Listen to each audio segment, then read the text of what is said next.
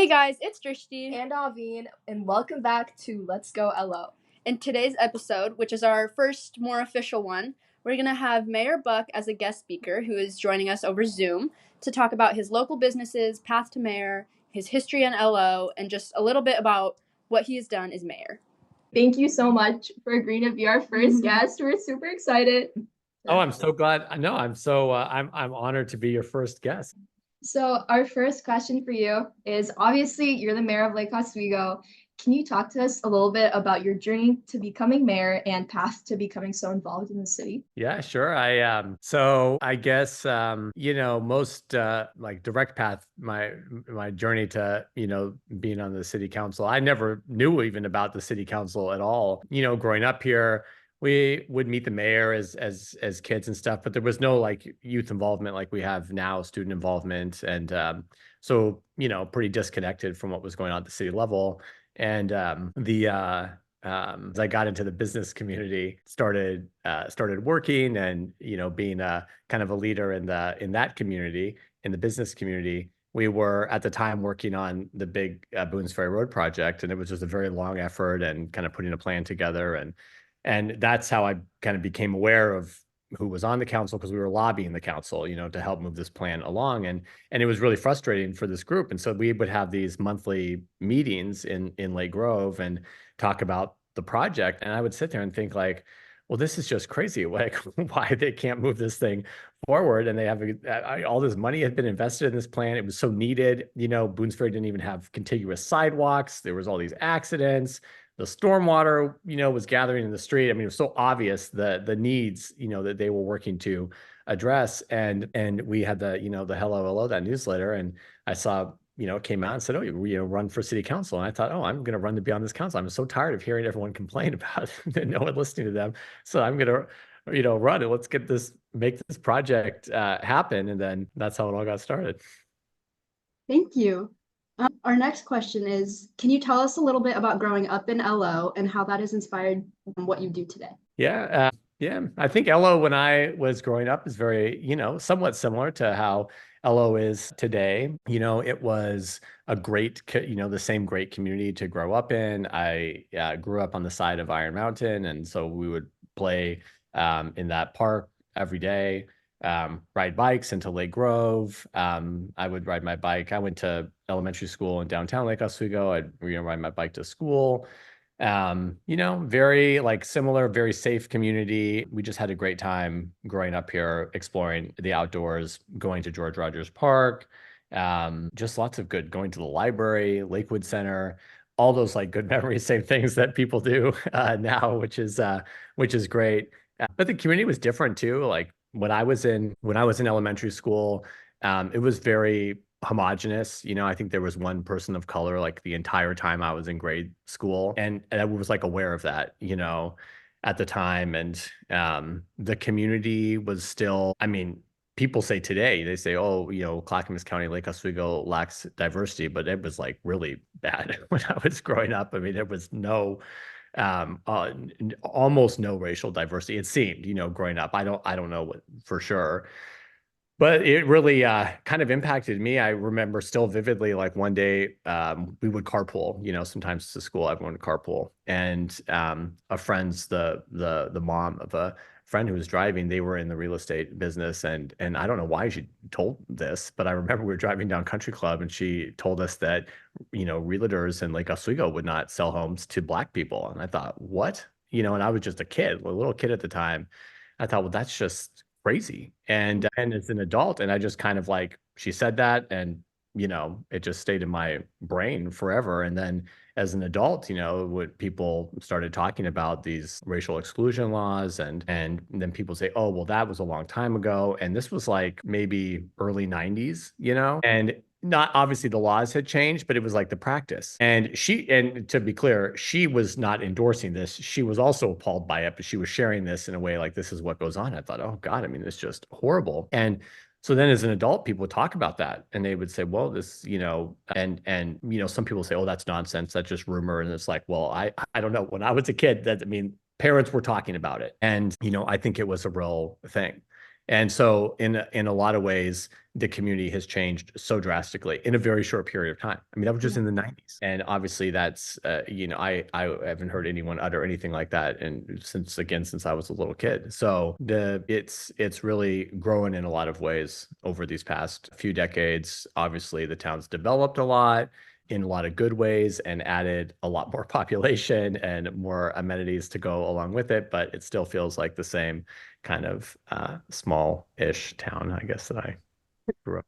Good, thank you. So kind of going back to community, you obviously own some very successful businesses here in LO. Can you tell us a little bit about the businesses and how you got them started? Yes.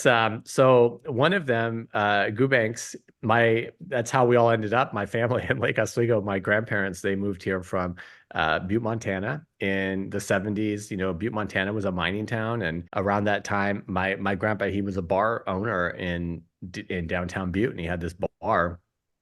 And the mining industry was collapsing there. And he kind of saw the writing on the wall, and they said, we got to get out of here. This town's going under. And they had some friends who would come to Oregon, and they were like, you should come to Oregon and come and live here. And they were like, oh, okay. And so my grandparents moved here, and they ended up in Lake Oswego. And Gubanks is on Boones Ferry Road, and at the time there was very little there. It was just still like an old market street, and it was Gubanks was an antique shop called Althea's Attic, and he went and thought, because he had the bar, he's like, I'm going to open another bar here. And so they were just like looking around. My grandma was a nurse at Meridian Park, and he tried to convince this lady who owned Althea's Attic to sell him the building, and they wouldn't, and finally they did. And so they bought the building and converted it from an antique shop into the restaurant, and that was in the 70s. And then my dad ended up running the restaurant. It's what he did. When I was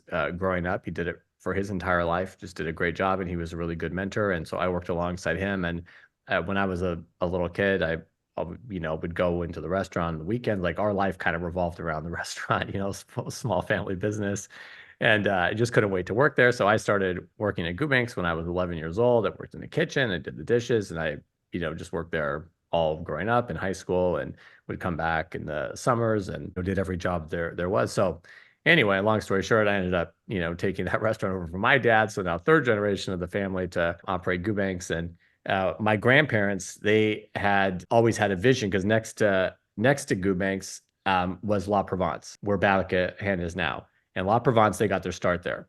And my grandpa was always very critical of La Provence. And he thought, because they were just starting out at the time. And he would say, oh, well, these guys, they don't know what they're doing. And he'd go in there, and he owned that building too, right? So they were his tenants. And he'd say, well, he'd say, we could do this so much better. And I mean, and for the record, La Provence, I think they're great. They've been gamers in Lake Grove, and it's cool that they got their start in Lake Oswego, and they've just been very successful. They do a great job.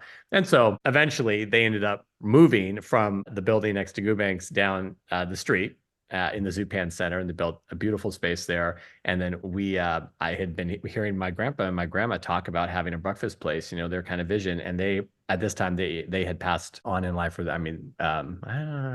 never lived to see me open Babica Hen, but it was just kind of a fulfillment of their vision, to create a breakfast spot in that building. And so we renovated it and opened Babica Hen. A lot of it was based on my, favorite memories of my grandma's recipes growing up, and her sense of hospitality. It's kind of a continuation of our tradition there at Gubanks. And then, more recently, we opened Lola's downtown, and Lola's, kind of came up with that concept at the beginning of the pandemic. It's a way to, looking for like what was missing, downtown, something that's a little more casual, not a full sit down restaurant, that has a little healthier, fresher, kind of to serve the business crowd downtown, the people that work during the day. Obviously there's, offices above it. City Hall is downtown, lots of folks. And yeah, it's been great. And we kind of designed it with the airport in mind, been interested in being a concessionaire at the airport. And so Lola's, the airport's undergoing a big renovation right now, and Lola's up and running. And then we won a bid to Putalolas at the airport. So we're going to be Oh, That's so wow. cool. It's amazing. soon, which we're very proud of because they will be Yeah, you should be. it's the only kind of Lake Oswego based business out at PDX. So we think it's pretty cool. Love that representation. Yes. Okay. Thank you for sharing. Our next question is, can you tell us about some of the current projects you and the city council are currently working on relating to council goals? Oh man, yeah. So we got lots of different things going on the, let's see. One of our big goals the past few years has been around housing production, both streamlining how we approve housing applications to creating more different housing types and housing types at different levels of affordability. It's been that's a real passion of mine in particular. So we're getting set to adopt our first housing production strategy. So it's the first time the city's had an actual plan for how we're going to produce these different types of units at these different levels of affordability. So kind of like a basket of tools that we can use. So that is one plan that we're working on. We've also been really focused around on the transportation front. We hear from the community they really, really want safer places to walk and bike, and that has been kind of a big issue over the years. And another thing that I've been really focused on since being elected to the council, and we're really making good headway on it now. We have dedicated funds to building safe pathways all across town. We've had multiple now batches of them. And so we're continuing to move forward on that front. And then we're also now looking at reducing some of the speeds on the residential streets to 20 miles an hour. And our transportation advisory board is kind of looking at what that would look like, what streets it would be. We just want to really kind of send that message that people need to slow down on these streets. There's people walking oftentimes in the street, so, the pathways are getting built, but they don't get built overnight. So people are still walking. I just want to slow people down and create a little bit more awareness that there's, different types of road users out there. And then there's like larger transportation projects like McVeigh. The McVeigh corridor has been a big concern for the community. I mean, there's lots of residential streets that connect to it, but the traffic moves pretty quickly up and down McVeigh. And then there's kind of a pedestrian path there as well. So we came up with a plan to make some good kind of easy common sense improvements to make that McVeigh corridor a little bit safer. And we're going to be implementing probably when we do our next biannual budget. Lakeview Boulevard is also another like larger scale transportation and stormwater improvement project. So Lakeview that runs there next to the Lake Grove Swim Park. That will create a new pedestrian walkway, improve the stormwater infrastructure, just be a general street improvement project on McVeigh, which is great. There's lots of water runoff issues on that street. We're also working on finishing a lot of the big parks projects that we started a few years back. So we've got the Lake Oswego Recreation and Aquatic Facility, which is and the municipal golf course, both of which are finishing up this fall. We opened the Rasique Park skate park this year, and that's the first phase of Rasique Park. The rest of that development is now to come. So a second and a third phase, which is bringing a really cool playground, community area, walking paths, and all of that to Rasique, and then a multi-use sports facility or multi-use field is kind of the final phase and plan. And then I'll say finally, like business, we've been really focused on a partnership with the Chamber of Commerce to help local business, support local business, encourage new businesses in town. That's a very new thing. The city and the chamber kind of has always operated separately, but over these past few years, we've really worked to bring the two together. The chamber's done a great job supporting businesses in the community, even just simple things like keeping track of how many businesses we have, what types of businesses we have, how many people work at them. And they're providing a lot of support, especially to smaller businesses in the community that need marketing support, technical support, knowing about new laws and regulations that impact local businesses. And so we're continuing that to really promote Lake Oswego. People are coming from all over our area here, from within Lake Oswego, of course, but also Tigard, Tualatin, Westland, Beaverton. People love, coming and visiting Lake Oswego. They love coming to the businesses here. They love coming to the parks and the events that we have. And we want to do a better job promoting that. Great. Well, it sounds like you guys are working on a lot right now. Yeah. So we wanted to ask a question that's kind of more so we can learn about you. So the city's website says that your leadership focus areas include youth engagement, sustainability, health and wellness, and affordable housing.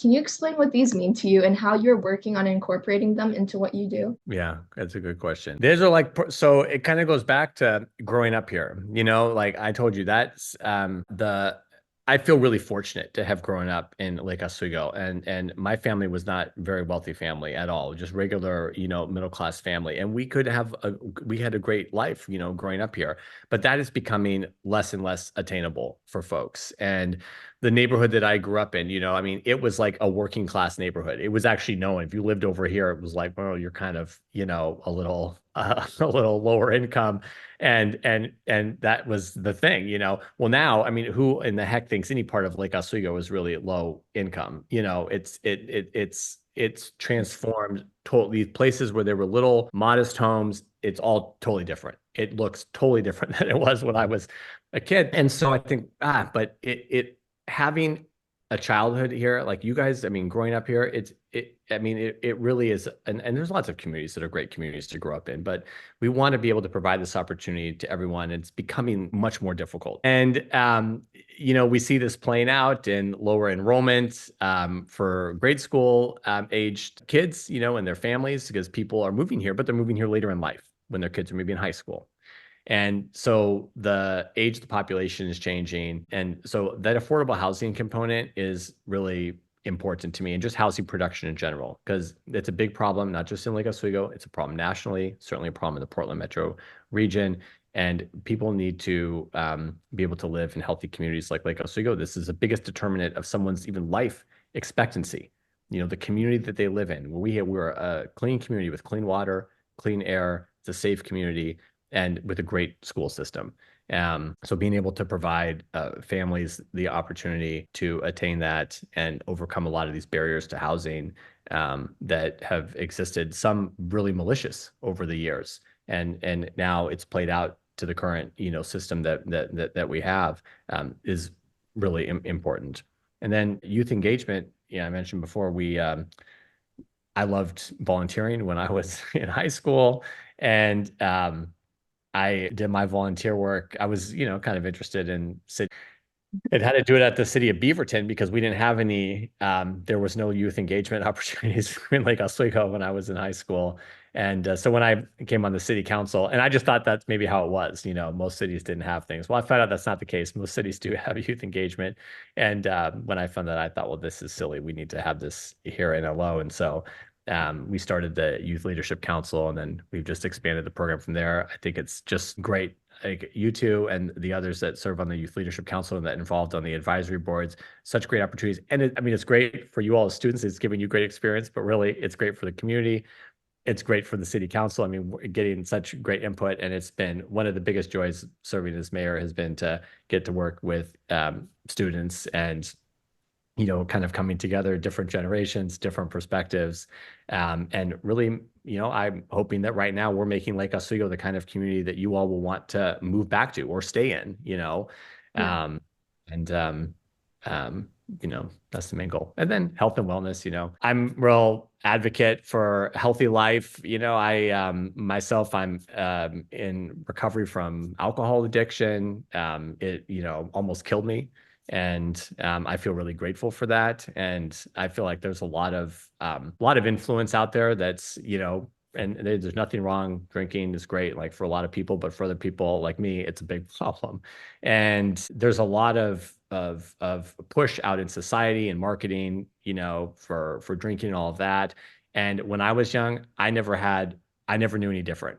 Obviously, I grew up in the restaurant and a bar, right? So I saw a lot of it, but I never knew anyone who didn't drink or knew that that was a thing. I never knew about alcoholism. I didn't know any of that until I had it and, was living in it. And I wish, when I was a teenager that I would have known, and I would have said, oh, because people used to really keep it a secret. And if someone was an alcoholic or was addicted to drugs, I mean, that was a very shameful thing. And, everyone like, well, don't talk about it, and families certainly didn't talk about it. And I think we need to change that and destigmatize it. So I like to be pretty vocal about what I've been through with addiction, and let people know that there's certainly no shame in it, and that a completely different life is absolutely possible, but it takes the support of your family, it takes the support of your community, And it takes being open about it. Yeah. Thank you for like sharing your story with all of those focuses. Our next question is how, if at all, does our local government work with the state and federal government to benefit our city? That's great. Another great question. So yeah, there's lots of good cooperation, both regionally and then between the city and the state and the federal government. And you all are experts at this somewhat. You probably know more than most from our work on the Youth Leadership Council. But some good examples of the federal government can seem so distant and so detached from everything that we're doing here locally. But one of our big projects I didn't talk about is a new wastewater treatment plant that we're building. And the construction of that plant was really made possible by a loan from the federal government. They are able to give these water, they're competitive. You have to apply for them, and it's not a given that you'll get them. We were able to get a Water Infrastructure Innovation Act called WIFIA loan that's enabling us to build the new wastewater treatment plant in a way that's not going to have a drastic impact to the rates, that folks pay. So that's a good partnership with the federal government. And we do, as the state receives a lot of federal money for transportation, housing, other things, like that. But here in Lake Oswego, that WIFIA loan for the wastewater treatment plant is kind of like our biggest, source of funding. And then with the state and the county, lots of really big partnerships. There's always a little bit of tension between the cities and the state because the state, really likes to regulate. But the state has been real helpful when the Habitat for Humanity project that we're building in Lake Grove, that was a partnership between the city and the state. And then the county has also given money to that. So and some of the state money actually came from the federal government. So all layers of government gave to the Habitat project, which is great. And then, we're unique in the Portland metro area that we have Metro. It's the only elected regional government in the whole country. Metro runs the Supportive Housing Services program, which is a tax on higher income individuals and very high income businesses. And those funds we've been able to work with, they flow from Metro, who collects the taxes, to the three counties, Washington, Multnomah, and Clackamas counties.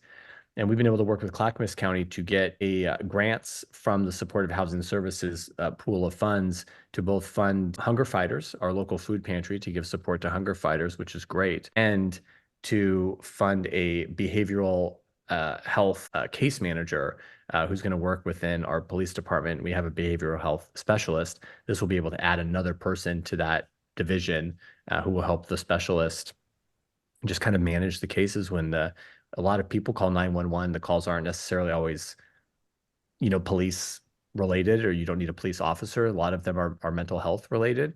And so we're able to send the behavioral health specialist, and now the caseworker will be someone who can better follow up with those calls. So that was actually a joint application we made to the county with the city of West Lynn.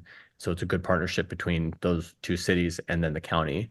And so these kind of partnerships and ideas, kind of knowing what's in the city bucket, what's in the county bucket, state bucket, and then a lot of revenue sharing, forms good partnerships, and we're doing good things with those monies. Yeah, I mean, we've definitely talked a lot about this relationship between all these different scales of government in YLC.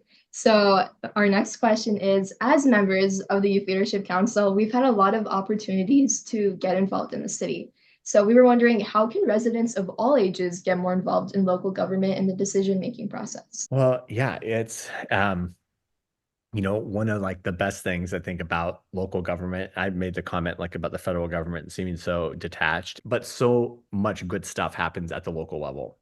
And every community, because you have to get things done at the local level. You have to set a budget. People are relying on you so that their toilets flush, they have clean drinking water, the streets are safe, there's a response if there's a fire or public safety emergency. I mean, we have to actually do very specific things. So I have been shocked at how much control we really do have at the local level over the trajectory of the community. And, since coming into office, I think that was 10 years ago when I was first elected to the city council. And it's a wholesale difference, even from 10 years ago, and way different from when I was a kid. But we've had good, on many different fronts, right? So there's been affordable housing. We only now have the first finished, Mercy Housing Northwest on the old Merrillhurst campus there opened, first secured family affordable housing in Lake Oswego history. They were talking about affordable housing in Lake Oswego in the year 2000. At the turn of the century, this was seen as an issue. Housing was an issue back then. It was almost a quarter century ago. Okay. And they came up with a list of recommendations. They had a task force, affordable housing task force. They came up with a list of recommendations. Not a single one of those recommendations was ever implemented, ever. So, and so they had good councils too, but it takes the whole community. And so to tie back into the question that you asked, like being on the city council is one way, obviously, to give back to the community. But even when we have city councils who are doing the right thing, putting, hey, affordable housing, this is a problem. Let's get a task force. Let's get recommendations. So much community pushback from the neighborhood associations, from the business community, from others. And now it's different because of the community group. So now when we talk about affordable housing, sure, there's still some of those voices in opposition, but now we have groups like the Lake Oswego Sustainability Network, LO for Love, Respond to Racism. They're able to organize. They're able to get people to those meetings and say, hey, we need to do this. This is really important for the future of our town, for the health of Lake Oswego. This type of investment, this type of projects are key. And so it's not just the opposition. So there's such good ways to be involved in the community by being part of community groups, being just, engaged, being involved in the neighborhood association is great. Being involved in one of these community organizations, for local business people, like being involved in the Chamber of Commerce, being on the city advisory boards. And that is great because that's like not as big of a time commitment. And I have to tell you, when I, again, first came on the council, pretty much all the people that would apply for boards and commissions, they would say, I've lived here for 25 years. I've lived here for 30 years. That was very common. People who'd been here a long time. But now it's totally different. The people that come in, I just moved here. I just moved here last year. I moved here 2 years ago and I love it here. And I want to give back to the community. And so it's been great seeing brand new people, really the majority of the folks applying brand new to the community, and they just want to give back and get involved. And I'm just so excited to see it because that is, to keep the good things going in Lake Oswego, we have to keep a continuation of good leadership. And so it's always great to see new, fresh perspectives wanting to get involved. And really, there's no shortage of ways to do it. Thank you. What is the biggest lesson you've learned as mayor that you can pass on to our listeners? I would just say that, one of them is actually, I just kind of articulated to y'all that like really getting involved locally does make a big difference, and you can set your community keep it on a good trajectory or help change that trajectory. I'll say the other big lesson is just the importance of listening to and bringing different voices in. It's really tempting to bring in voices that are going to agree with you. No conflict, everyone. And I think one of the things I'm most grateful for in city leadership is when I was first elected, I was a minority voice. My perspective was in the minority. And I'm really glad that I had that experience because I had to learn to actually make my case to people who were not inclined to agree with me. And now that the makeup is a little bit different and kind of part of a majority perspective, I find that it's even more important to make sure I'm not getting lost in that, and making sure to bring in other perspectives and really working to make sure that our council continues to be represented by different perspectives, not all people of one ideology, because that community is not that way. And the more we can bring different perspectives in, the more the community keeps moving forward in a positive way. Great. Well, thank you so much for taking the time to do this. So thank you again. We really appreciate it. You too. We hope you enjoyed what Mayor Buck had to say and learned more about the community. Thank you all for listening in, and we hope you come back soon to listen to our next episode. Bye!